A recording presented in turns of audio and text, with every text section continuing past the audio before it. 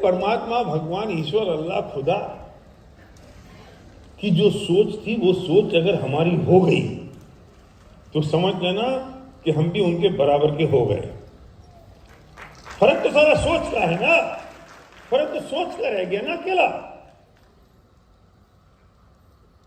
मेरे पेरेंट्स के प्रति मेरा सबमिशन हो। खबरदार किसी व्यक्ति ने आपसे एक तुलना की या एक कैलकुलेशन लगाई कि मेरे माँ बाप ने मेरे लिए क्या किया। अरे उसने तुम्हें धरती पे पैदा कर दिया, इससे बड़ा महान काम कोई दूसरा हो नहीं सकता। और मैं बात कहना चाहता हूं शादीशुदा महिलाओं से, शादीशुदा मेरी मां, मेरी बहन, मेरी बेटियों से, कि तुम्हारी शादी अगर हो गई है तो जितना सबमिशन तुम्हारा तुम्हारे माँ बाप के प्रति है उतना बड़ा सबमिशन तुम्हारा सास ससुर के लिए होना चाहिए। वो तुम्हारे पति के पिता नहीं है, वो तुम्हारे पति की मां नहीं है। जब तुम और पति एक यूनिट हो गए हो, जब तुम और वाइफ और हस्बैंड जब एक यूनिट हो गए हैं तो हस्बैंड की मां तुम्हारी मां है, वो पति की मां नहीं है, वो सास नहीं है, वो मां है। और तुम्हारी मां भी पति के लिए बिल्कुल मां है, वो पति के लिए सास नहीं है और पत्नी की मां नहीं है। अगर ये तुमने सोच लिया, मैं क्यों कह रहा हूं ये सब बात, ये झगड़े की जड़ खत्म हो जाएगी। मेरा 1 घंटे का टॉपिक है, 1.5 घंटे का फैमिली रिलेशनशिप पे अभी मैं करने वाला नहीं हूं। मैं बहुत कुछ बोल सकता हूं इस पर, अभी नहीं बोलूंगा। जिन लोगों की इनकम 1 लाख रुपए से ऊपर हो गई है उनको सिखाऊंगा कभी और। तुम लोगों क्यों सिखाऊं? क्या पता तुम अगले वो ग्राउंड तक जिंदा रहोगे नहीं रहोगे। जितने लोग इस वो ग्राउंड में अगली में रहेंगे नहीं, मैं फोकट में सिखा दूं। 6,000 रुपए तो मुझसे खाने के पैसे लिए, मेरी फीस नहीं है। मेरी फीस तो ये कि तुम्हारा चेक 1 लाख रुपए का 5 लाख रुपए का हो जाए, वो मेरी फीस है।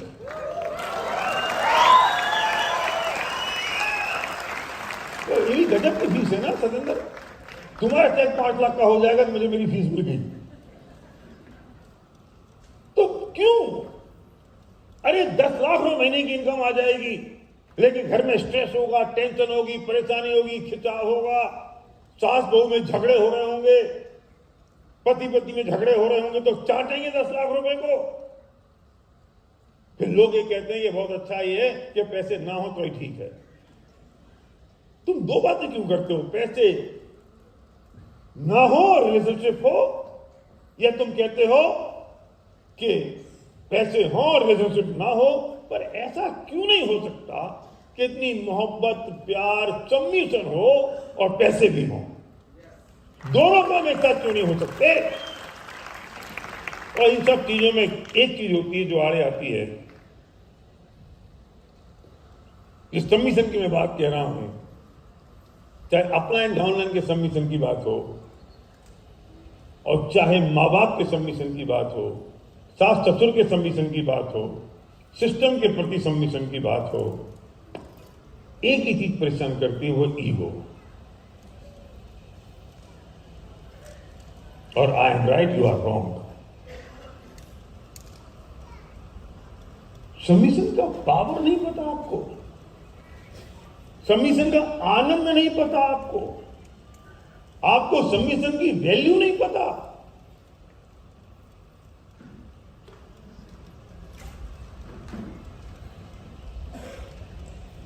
सबमिशन के कारण होने वाली वो हार्मनी नहीं पता आपको। अगर सास ससुर के सास बहू के झगड़े बंद हो जाएं घर में तो कितनी हार्मनी हो जाएगी। और झगड़े होते किस बात से? वो इतनी छोटी और छोटी और छोटी बात, जिस बात को घर से बाहर निकल के बात करो तो हंसी आती है, इस बात पे झगड़े हो रहे हैं। तुमने दाल में पानी ज्यादा डाल दिया है, तुम्हारे माँ बाप ने यही सिखाया है, तुझे आता नहीं है, कुछ साथ अपने साथ सब तुम्हें रखी है। बहू कहती आप ऐसे क्यों बात कर रही हो, मेरी मम्मी तो ऐसी नहीं थी। वो अपनी मम्मी को याद कर रही है, और दुर्भाग्य है कि वहां से मम्मी फोन करे जा रही है, बेटा आज क्या हुआ तेरे घर में। मैं उन माताओं से कहना चाहता हूं कि जिनकी लड़कियों की तुमने शादी कर दी, उनको फोन करना बंद कर दो। तुम आग लगा रहे हो अपनी बेटी के घर में, तुम दुश्मन हो अपनी बेटी के। तुम उससे पूछते हो आलू की सब्जी बनी है, दाल में पानी ज्यादा हो गया है, छाछ बनाई कि नहीं बताई? अरे वो उस घर की महारानी है, जिस बेटी की तुमने शादी कर दी वो घर की महारानी है, उसे महारानी बने रहने दो। तो उसे क्यों नौकरानी बनाने में तुले हुए हो? इसका मतलब ये नहीं है कि मां अपनी बेटी से बात ना करे, करो ना, बात करने की मनाही नहीं है। 2 4 5 7 10 दिन में जब बात करनी करो ना, अपनी मोहब्बत की बात करो ना। उसके घर में कैमरा लगा के झांकने की बात क्यों करती हो? और बेटियों से कहना चाहता हूं, अब तुम्हारी मां ये है जिस घर में तुम हो, वो तुम्हारी मां है। मैं उससे संबंध नहीं तोड़वा रहा हूं, लेकिन तुम भाग्यशाली हो, तुम्हें 2 मां मिल गई। ये तुम्हारी मां है। और अगर वो मां तुमसे पूछे कि बेटा आज घर में क्या हुआ, तो कहना मम्मी बहुत अच्छा चल रहा है, जबरदस्त चल रहा है, हम बहुत प्यार मोहब्बत से रहते हैं, आप अपने घर की संभालो, मेरे घर की मुझे संभालने दो। क्योंकि उस घर में भी एक कोई आई है, उस घर में भी एक कोई आई है ना। वो तुम्हारी मां, उससे तो दोस्ती बनाती नहीं है, वो तुमसे मुंह लगा के रखी हुई है। उससे कहोगे वो जो भाभी आई है ना, वो तुम्हारी बेटी है, उसको संभालो, उसका ध्यान रखो, मेरा मत करो, सब अपना अपना काम करो। मैं किसी और की बेटी बन गई हूं, मुझे उसको संभालने दो। अरे समझ में आ रहा है पंगा क्या हो रहा है? उसके घर में जो आई है वो उसको संभालती नहीं है, और ये जो अपनी दूसरे की बेटी बन गई है वहां छेड़खान करती है।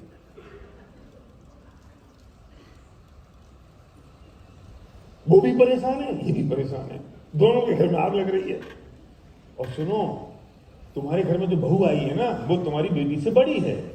अब तुम्हें कौन सी साड़ी प्रोग्राम में पहननी है वो अपनी बहू से पूछो, बेटी को फोन लगा के फोटो भेज के व्हाट्सएप पे मत पूछो, नहीं तो उस बेचारी को बुरा लगता है कि मैं घर में आ गई हूं और मेरी नंद से जाके पूछ रही है इस बात के लिए कि मुझे कौन सी साड़ी पहननी चाहिए।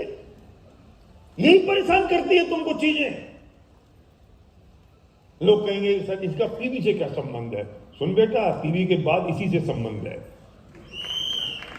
क्योंकि अगर ये नहीं होगा ना तो पीवी आ जाएगा तो चाटोगे क्या पीवी को? घर में झगड़े हो जाएंगे, तलाक हो जाएंगे, माथे फूट जाएंगे, घर के 2 टुकड़े हो जाएंगे, तो फिर क्या करोगे?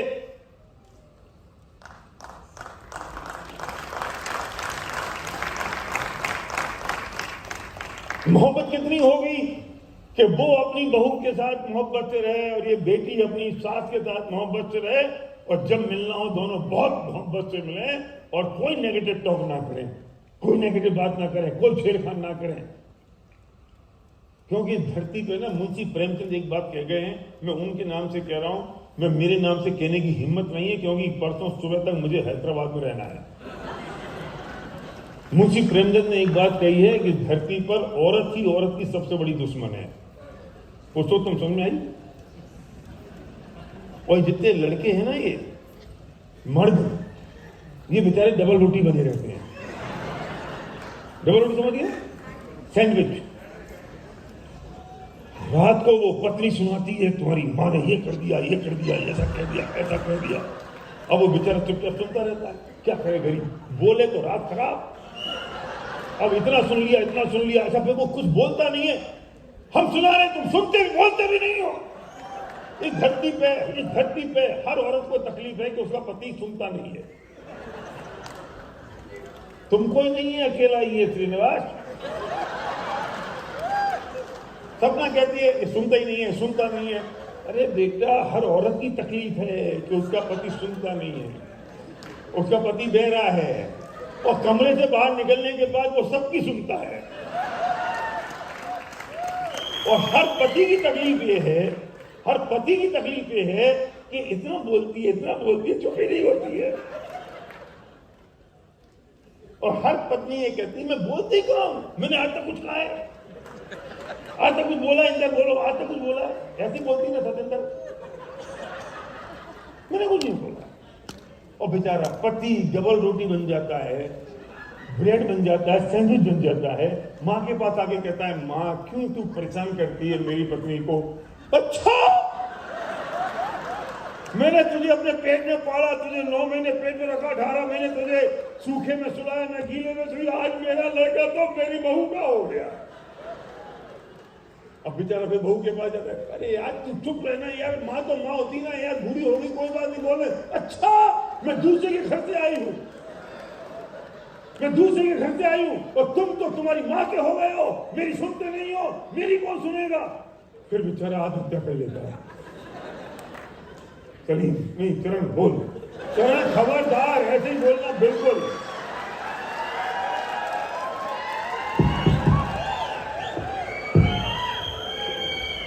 అందరికీ అర్థమవుతుందేమో నవ్వుతున్నారు.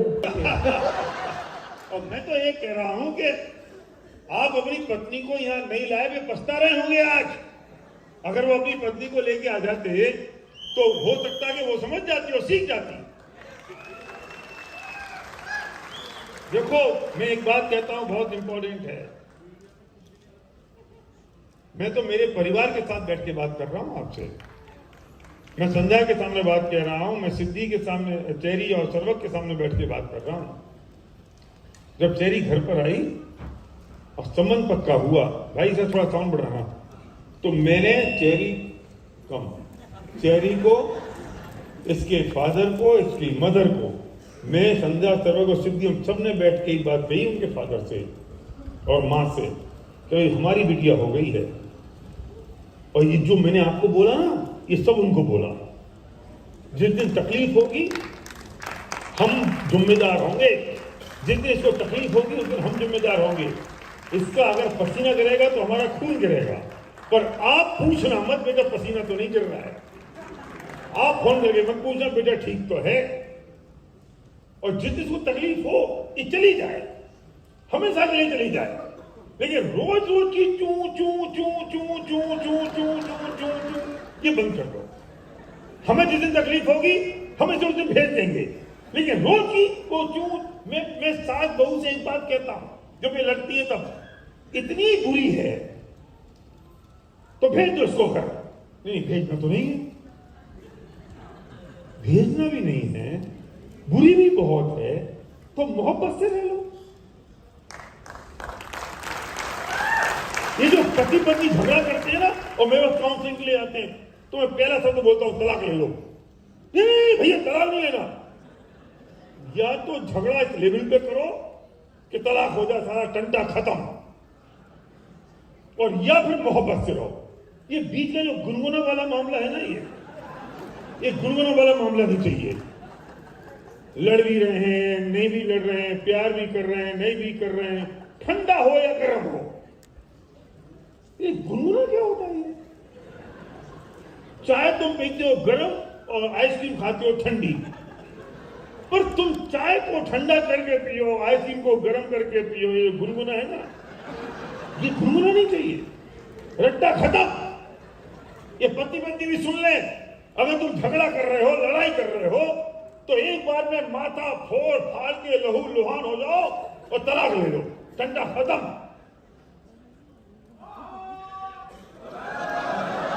तुम्हें तलाक तो लेनी नहीं है, और रोज की लड़ाई, रोज की लड़ाई, रोज की लड़ाई, रोज की लड़ाई। इतना बुरा है ना पति, छोड़ दो। पत्नी की बुरी है ना, हटा दो, नहीं चाहिए, शांति से रह जाएंगे ना फिर। और अगर तुम्हें दूर नहीं करना है तो मोहब्बत से रहो, और हर मोहब्बत मांगती है सेक्रीफाइस। हर रिलेशनशिप को चाहिए सेक्रीफाइस।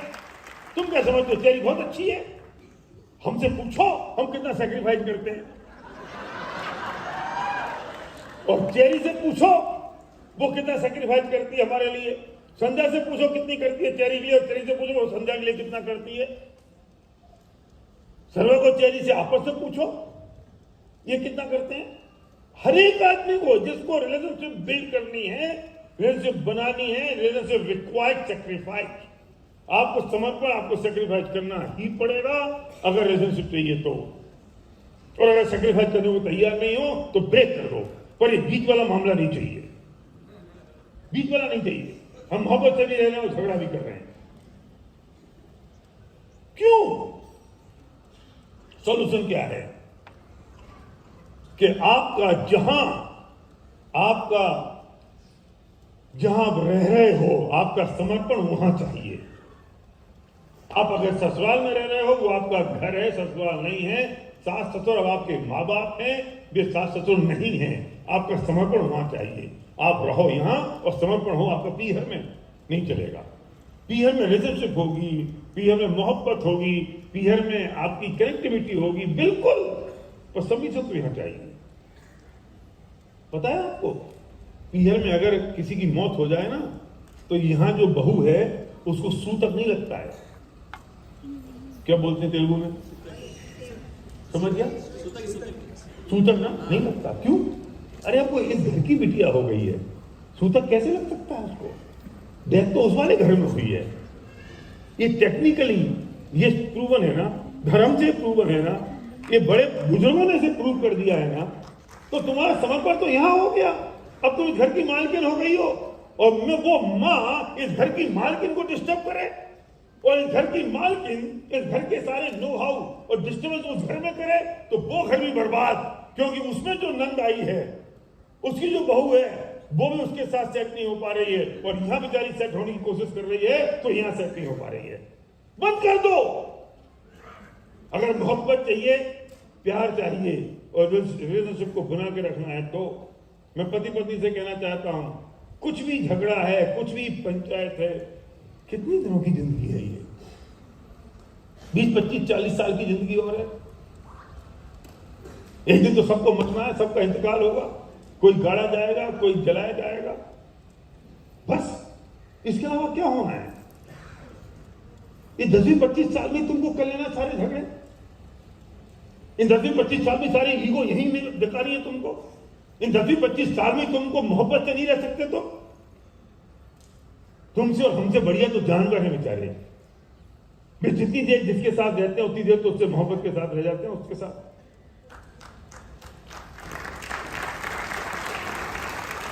थोड़ी तुमने अगर पत्नी की मान ली और थोड़ी पत्नी ने तुम्हारी मान ली तो क्या बिगड़ गया? तुमने थोड़ा उसको सेक्रीफाइस कर लिया, उसने तुम्हें थोड़ा सेक्रीफाइस कर लिया तो क्या बिगड़ गया? खत्म कर दो ना उस ईगो को।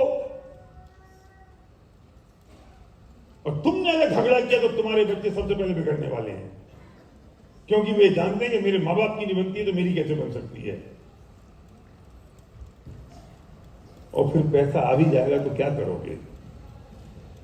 क्या करोगे उस पैसे का?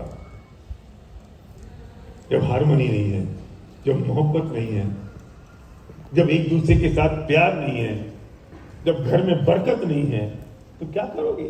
तो बहुत अच्छा ये है कि छोड़ दो एक बार। और एक बात ये है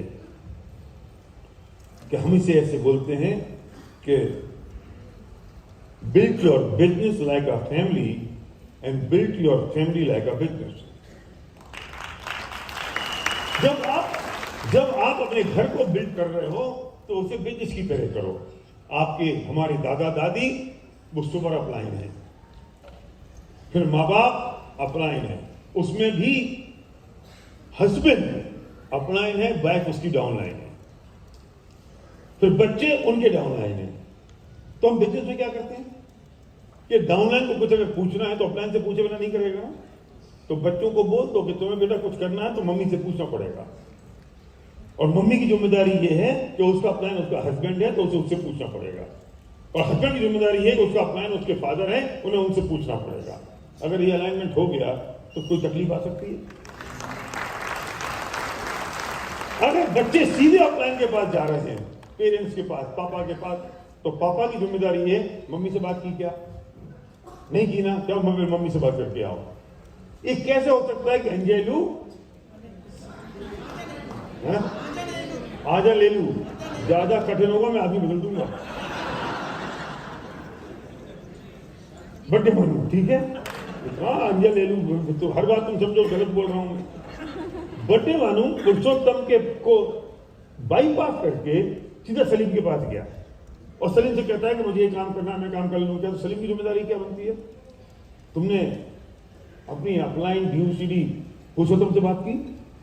नहीं की? उनसे पहले बात करो, फिर पुरुषोत्तम जी और मैं मिलकर डिसाइड कर लेंगे क्या करना है। ये जिम्मेदारी सलीम की है। अगर कोई गलती कर दी तो अगर बच्चे सीधे बाप के पास आ गए किसी काम के लिए और बाप हाँ कर दे और माँ ने मना कर दी तो बच्चों का तो कुछ नहीं होगा, तुम्हारे माथे फूट जाएंगे। यहां बड्डे मानू का कुछ नहीं होगा, सलीम की और पुरुषोत्तम की रिलेशनशिप ब्रेक हो जाएगी। तो build your family like a business and build your business like a family. हम बिजनेस में भी जब बिल्ड करते हैं तो फैमिली की तरह काम करते हैं, फैमिली एनवायरमेंट में काम करते हैं, फैमिली जैसा माहौल होता है। हम बच्चों की तरह काम करते हैं, डाउनलाइन के साथ अपलाइन को अपना पेरेंट्स की तरह मानते हैं, गुरु की तरह मानते हैं, उस अलाइनमेंट को बना के रखते हैं जो अलाइनमेंट हमारे पास है। पति को अगर कोई बात करनी तो पहले पति से बात करें अलाइनमेंट में। अब ये पत्नी इस ईगो में ना आ जाए, पति मेरा अपलाइन क्यों, मैं क्यों नहीं हो सकती। अरे भैया वो पहले धरती पे आ गया था, तुम बाद में धरती पे आई हो। सलीम अपलाइन क्यों बना पुरुषोत्तम का, क्योंकि वो पहले बिजनेस में आ गया था, तुम बाद में आए। तुम सबका अपलाइन पुरुषोत्तम क्यों बन गया लाहौटी, वो तुम सबसे पहले आ गया था, बन गया अपलाइन। क्या कर लोगे तुम, क्या करोगे। तो पत्नियों का अपलाइन तो पत्नी का अपलाइन तो पति है ना, और पति का अपलाइन उसका पति उसका बाप है। इसमें झगड़ा करने से क्या होगा। यही तो ईगो आती, मैं क्यों नहीं, वो कहता मैं क्यों नहीं। खत्म कर दो उस ईगो को। अगर बच्चे माँ और बाप के सबमिशन में रहेंगे, पत्नी अपने हस्बैंड के सबमिशन में है और पति अपने पिता के सबमिशन में है, तो इस अलाइनमेंट को धरती पे कोई ब्रेक कर पाएगा, इस मोहब्बत को कोई खत्म कर देगा। और ऐसे ही बिजनेस में अगर आप अपने अपलाइन के सबमिशन में हैं तो धरती की कोई ताकत नहीं है जो आपकी सक्सेस को रोक दे। लेकिन हमारा ईगो आता है ना, हमारा ईगो आता है। ईगो क्या आता है, हमारा ईगो आता है मेरा पिन ज्यादा बड़ा हो गया है तो मैं अपलाइन के सबमिशन में कैसे रहूं, मेरा चेक बड़ा है तो मैं अपलाइन की बात क्यों मानूं, मेरे नंबर ज्यादा है तो मैं अपलाइन की क्यों सुनूं। बस यहां तो मेरा खत्म हो गया बिजनेस। तुम्हें सबमिट करना पड़ेगा अपने आप को, और सबमिट कर दोगे ना तो उसकी जो खुशी और प्रसन्नता है ना उसका कोई कीमत नहीं है, कोई कीमत नहीं है। क्यों, तुम्हें किस अपलाइन को सबमिट करना है कि जो अपलाइन अपने अपलाइन के सबमिशन में है और वो अपलाइन अल्टीमेटली विनिंग टीम के सबमिशन में है। लंबा ज्यादा हो गया भाई, चलो एक ट्रांसलेटर।